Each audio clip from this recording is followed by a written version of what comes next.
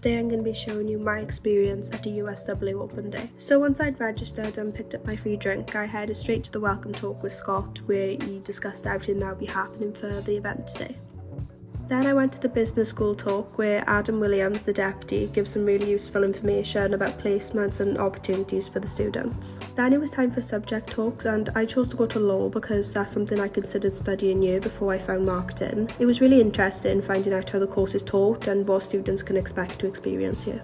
Next, I was booked onto the campus tour where the student ambassadors showed us all around the campus, including places like the library and the food court. After this, I went up to the accommodation and all the students had really good things to say about the facilities in the area as well as the rooms themselves. They seemed really spacious and I'm kind of regretting my decision of commuting every day.